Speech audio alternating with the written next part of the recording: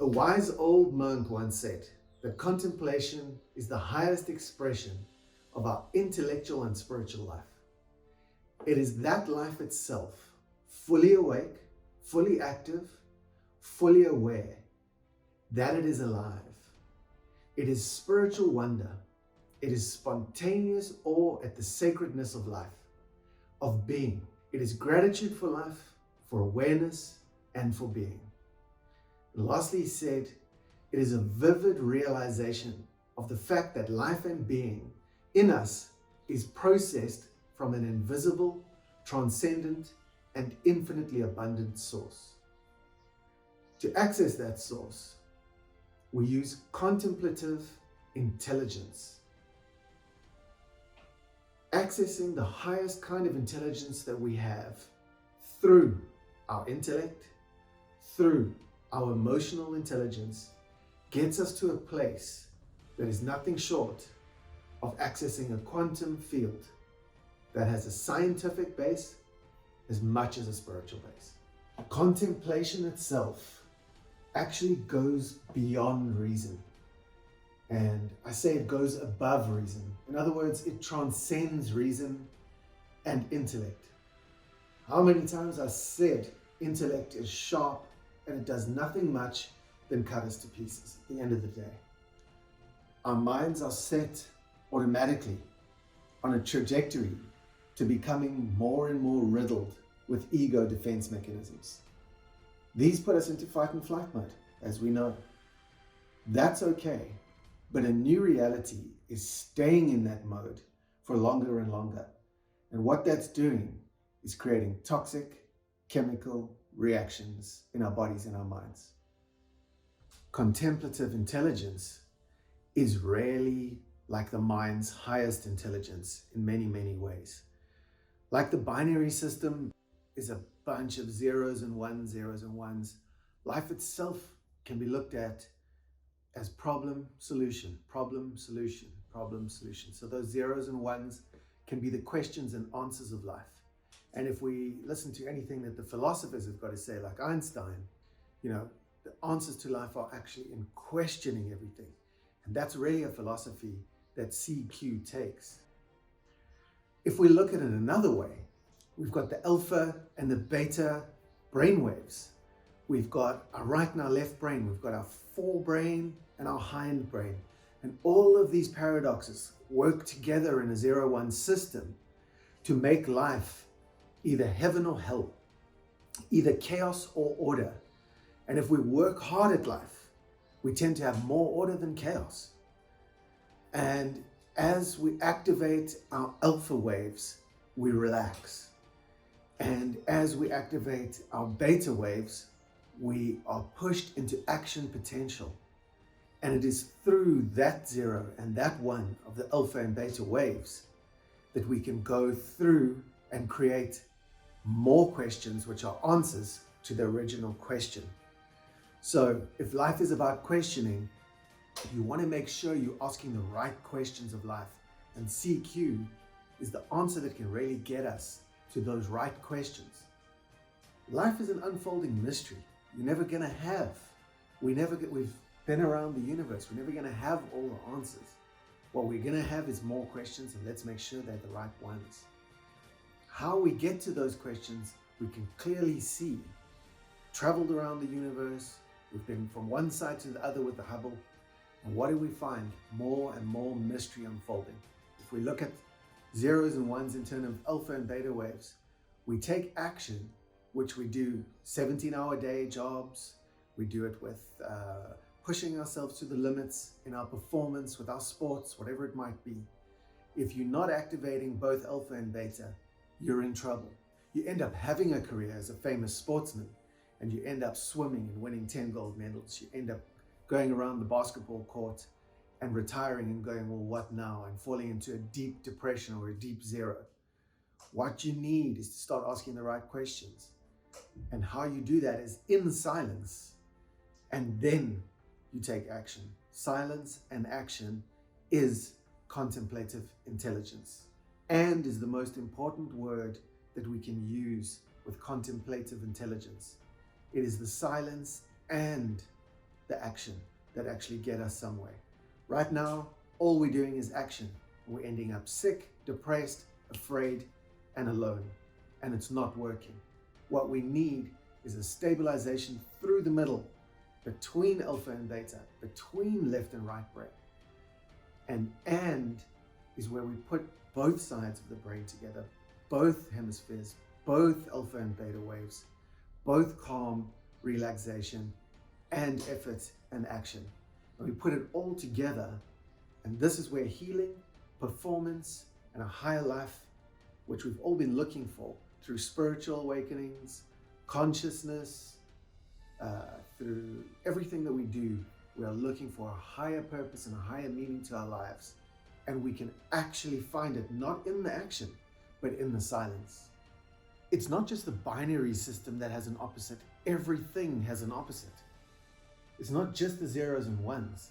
It's day and night, light and dark, morning, evening, pain, pleasure, beginning and ending, and so on and so it goes.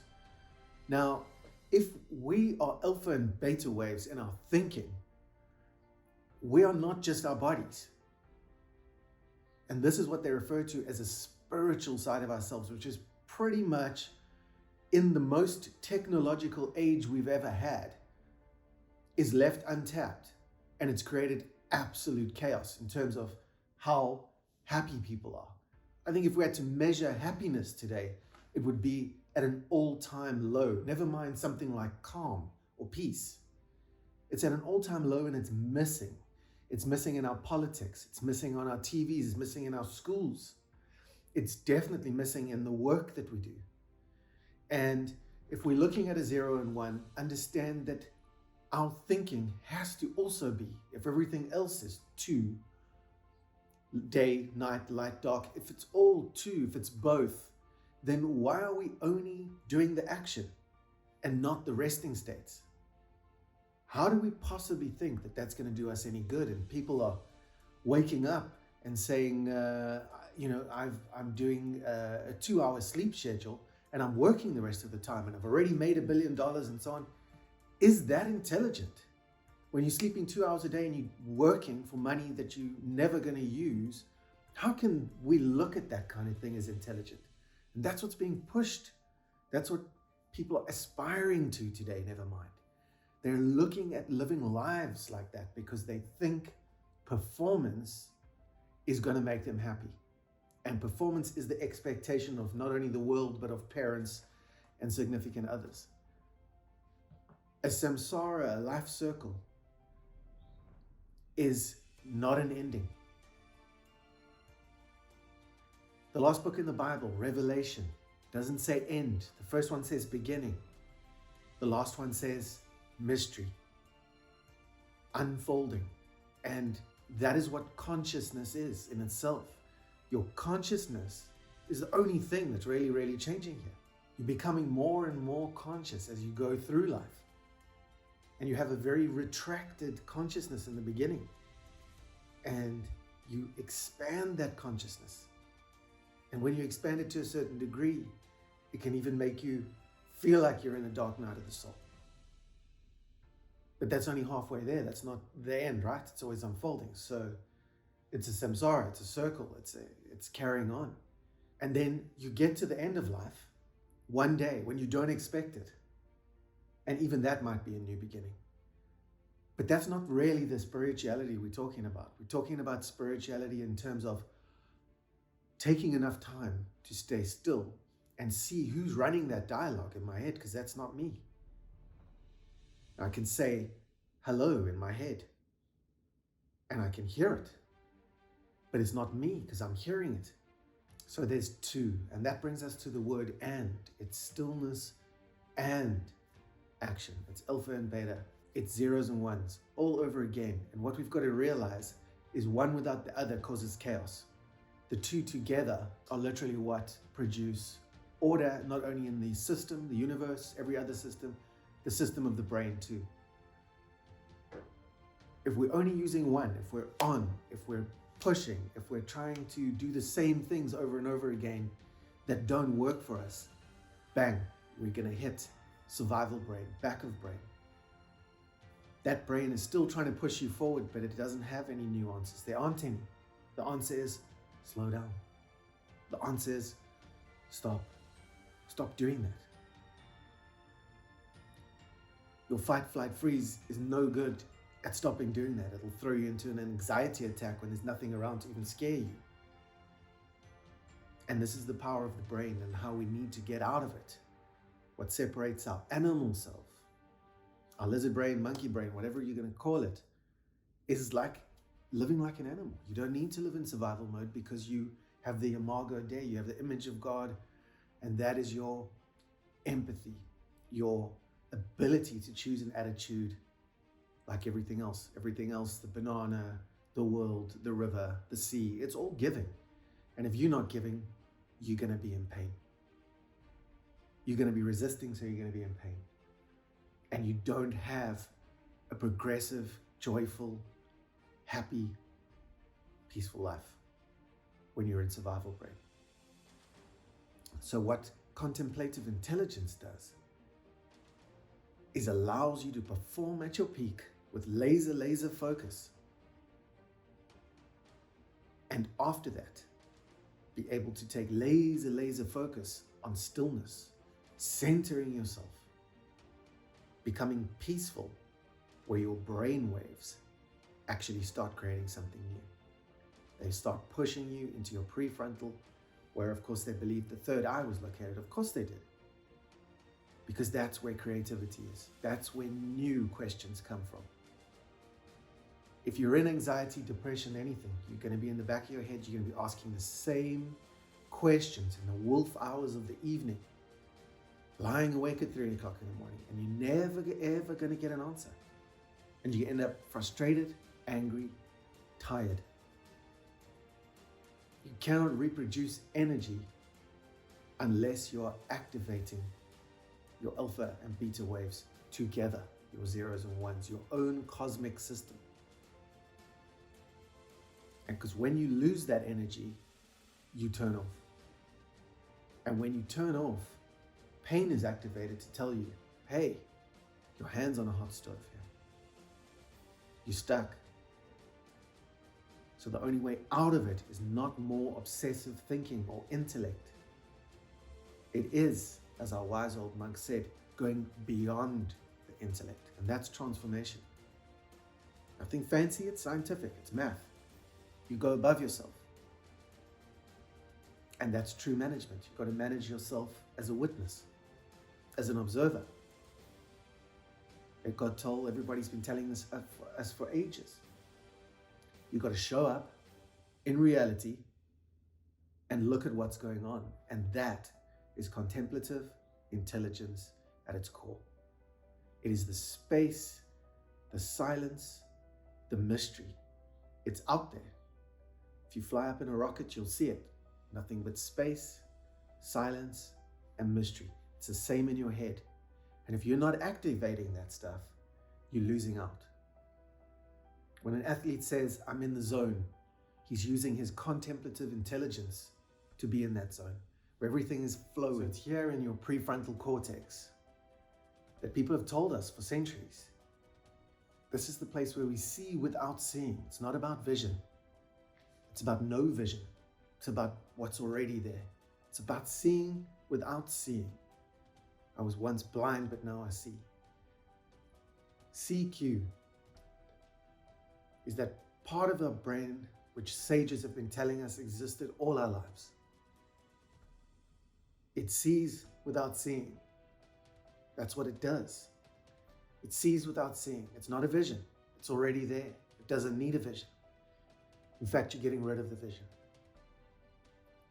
It is knowing by unknowing. And that's what silence is. What is happening? Everything and nothing. 0 and 1 together. If we are truly going to be intelligent, we can not only use our IQ. Our IQs in the most technologically advanced age we've ever lived in are not getting us anywhere. Some might even argue we're going backwards in many ways. That there's a dumbing down with more knowledge than we've ever had. Empathic intelligence, emotional intelligence will get you there. It will get you to the front, where you can then access a contemplative outlook. And you can be part of an unfolding consciousness, an unfolding mystery, without anything, in fact, by doing nothing.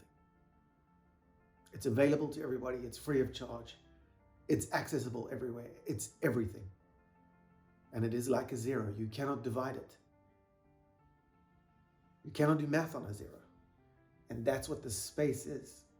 And holding space for yourself to hold space, to develop a CQ,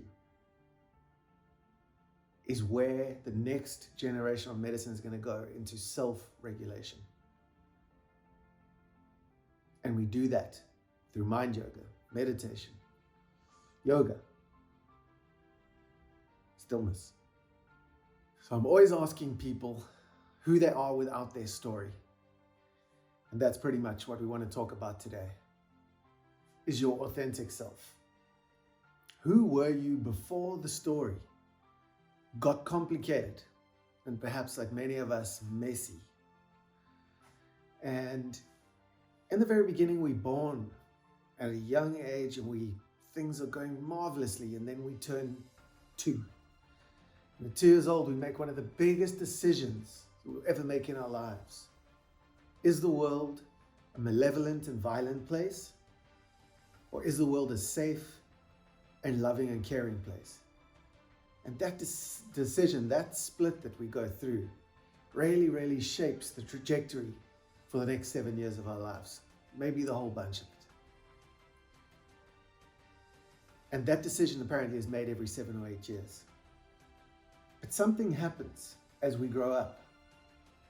And we go on a hero's journey in life.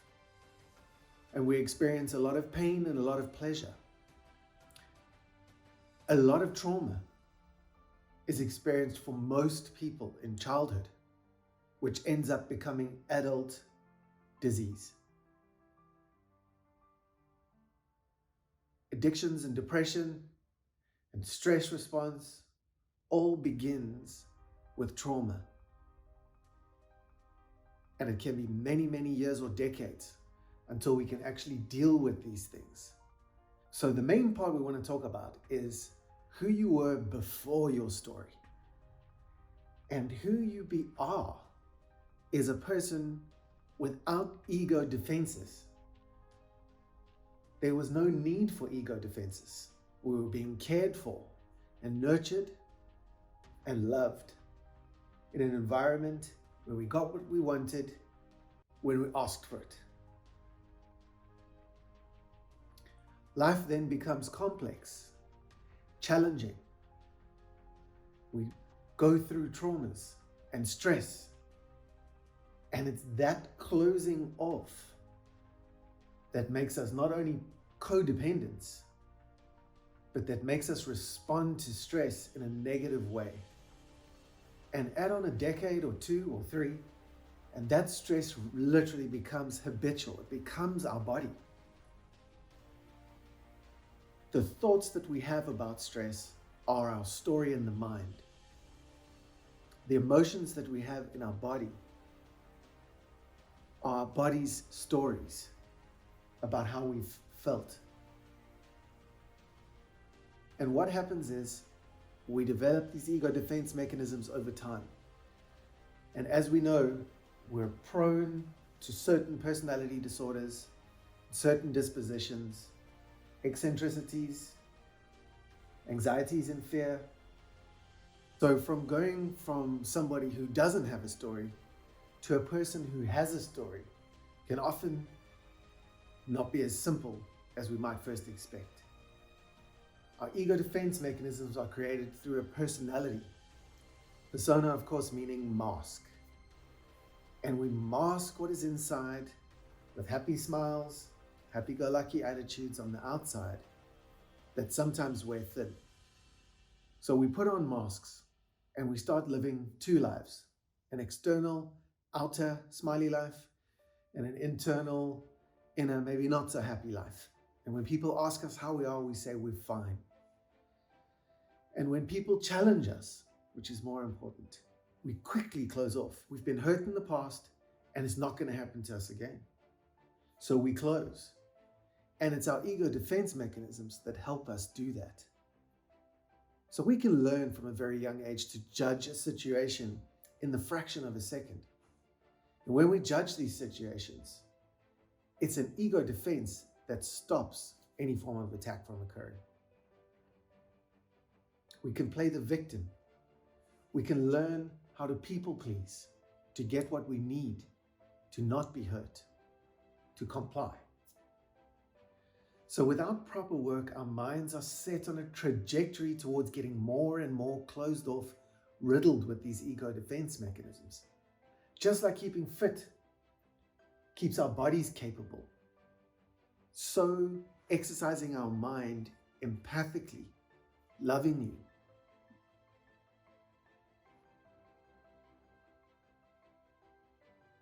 so we learn to be judgmental. We learn to be codependent. We learn to be victims, people pleasers.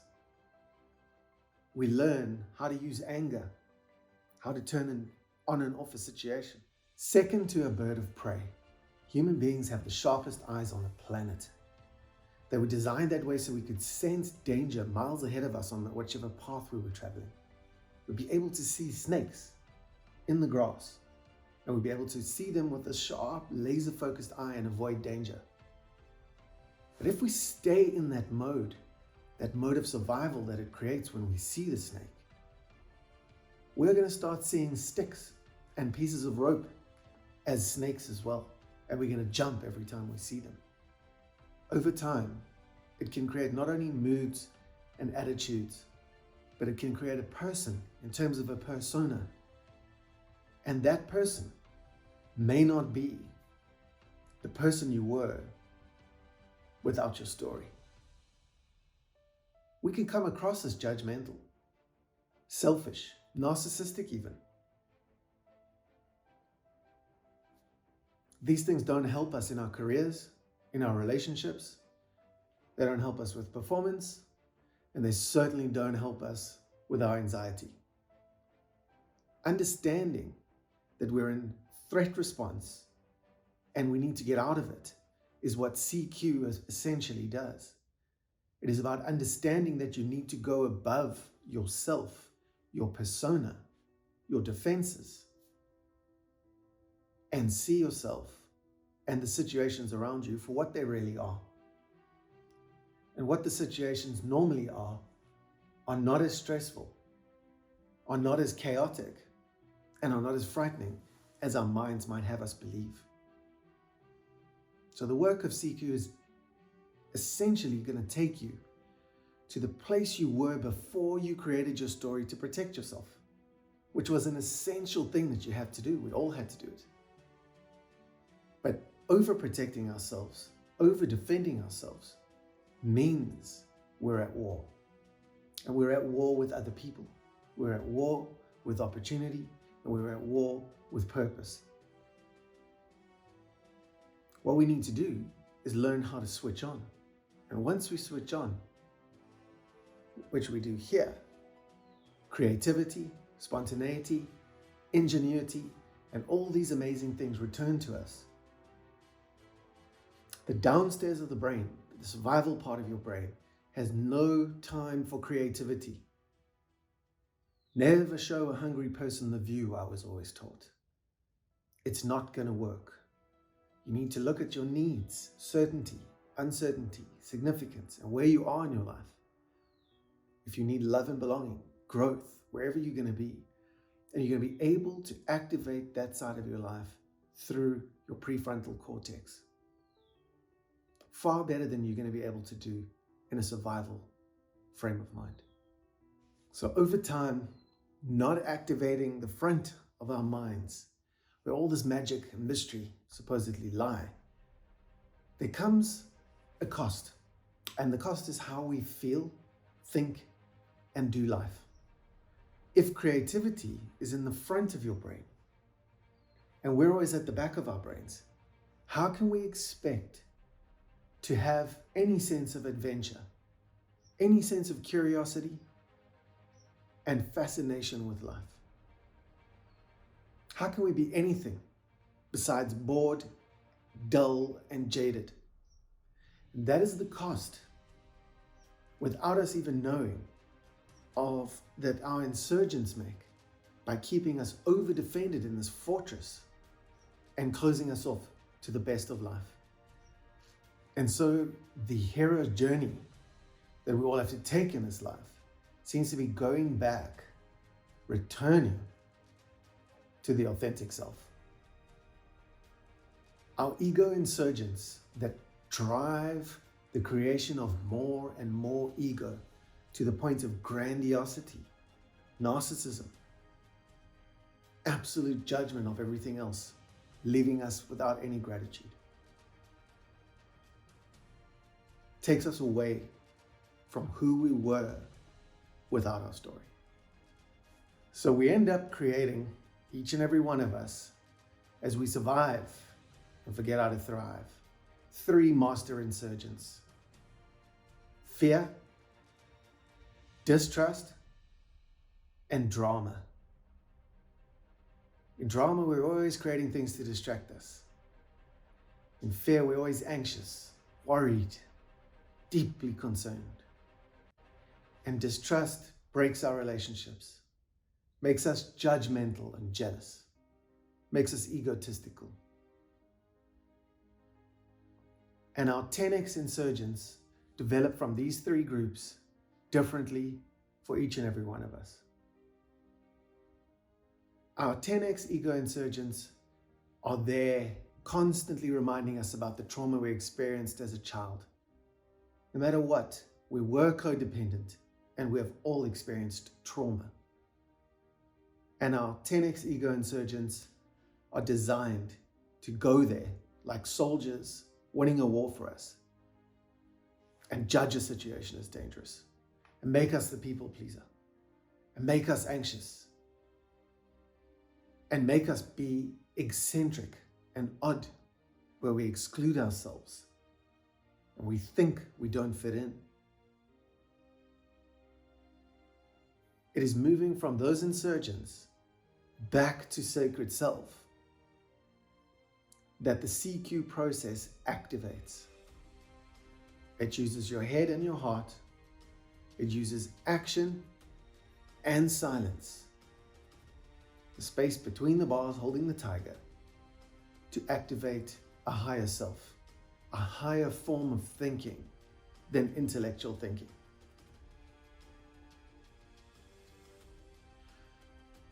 Our job as CQ practitioners is to get you back into a state of sacred self, an authentic state. So when we ask you, who are you? Or more importantly, when you ask yourself, who are you without your story? You come to understand that you're a sacred, capable being without limits. The answers out there are always yes, and we've seen it done with the best of us. We've seen records broken, we've seen boundaries shattered, and we need to do it with ourselves. And that is performance, that is progress, and that is peak functioning. Your journey to sacred self is who you are without your story. It is back to thrive from survive. And it is where we all belong. It is a new earth, a new way of being, where we can finally recover, heal, and transform.